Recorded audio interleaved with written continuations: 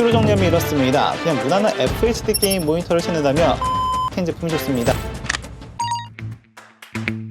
현재 FHD 모니터 시장에서 가격대별 급을 나눈다면 이렇게 세 가지로 볼 수 있습니다. 물론 요즘에는 컴퓨터 사양이 높아지면서 FHD가 아닌 QHD로 선택하는 경우가 많아졌지만, 그럼에도 FHD를 선택하는 이유는 이런 인기 온라인 게임을 플레이할 때는 최적화된 환경을 만들 수 있기 때문인데요. 그래서 검색해보면 FHD 게이밍 모니터 제품들은 정말 10만원도 안 되는 제품부터 다양한 브랜드의 스펙만 보면 정말 괜찮아 보이는 것이 많지만, 10만원대 제품들은 대부분 원가 절감으로 인한 낮은 품질을 경험할 수 있습니다. 그래서 FHD 게임 모니터 기준에서 실패 없는 가성비 제품을 고르고 싶다면 가격대는 20만원 초중반대로 정하고, 브랜드는 삼성, LG는 비싼 편이라 MSI, AOC, HP, 인터픽셀 등으로 정해두면 나쁘지 않은 제품들을 고를 수 있는데요. 그리고 이 중 알파스캔에 꽤 괜찮은 제품이 있습니다. 제품 모델명은 27G4X인데요.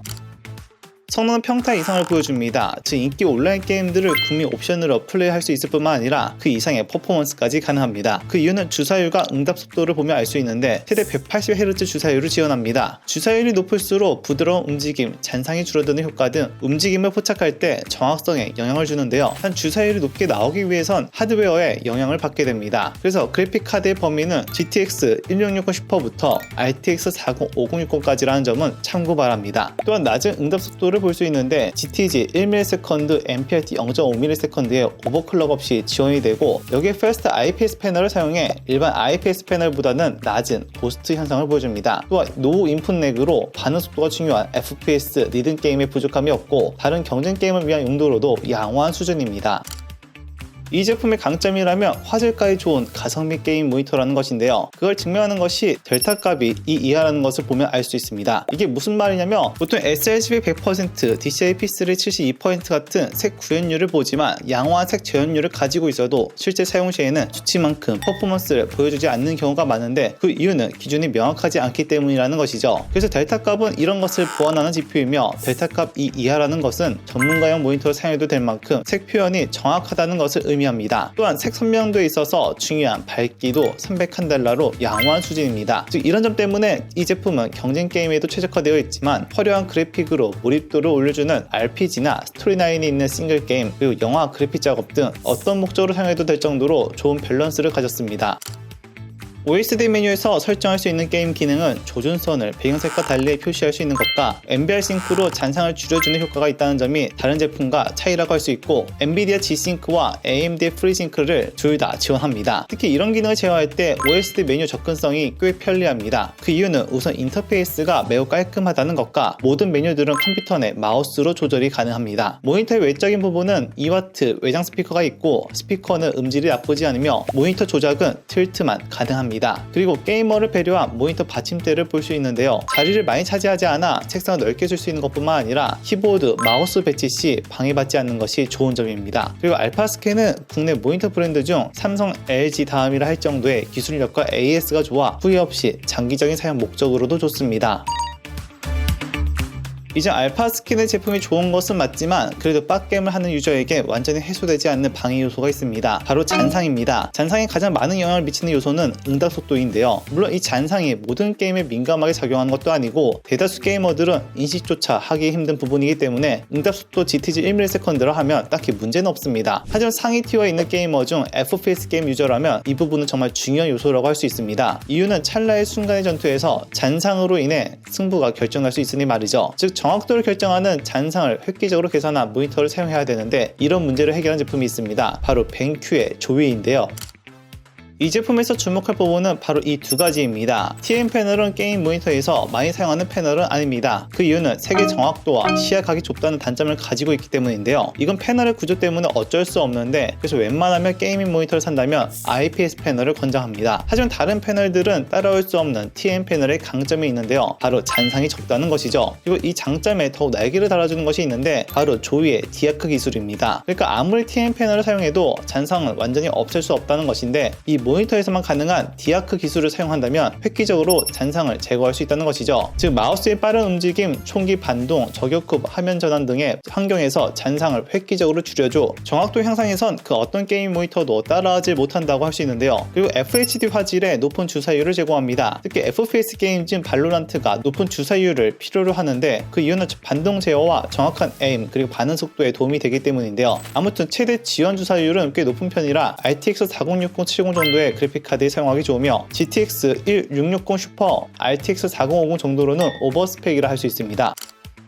TN 패널을 사용했기 때문에 화질은 좋지 않습니다. 그러니까 약간 물 빠진 듯한 색감을 보인다거나 어두운 배경 같은 경우에는 약간 회색빛이 도는 현상을 감지할 수 있죠. 그렇다고 영화나 유튜브 영상들을 못 볼 정도는 아닌데요. 단 몰입이 중요한 스토리9 게임 위주나 그래픽 작업으로는 추천하기 어려운 제품입니다.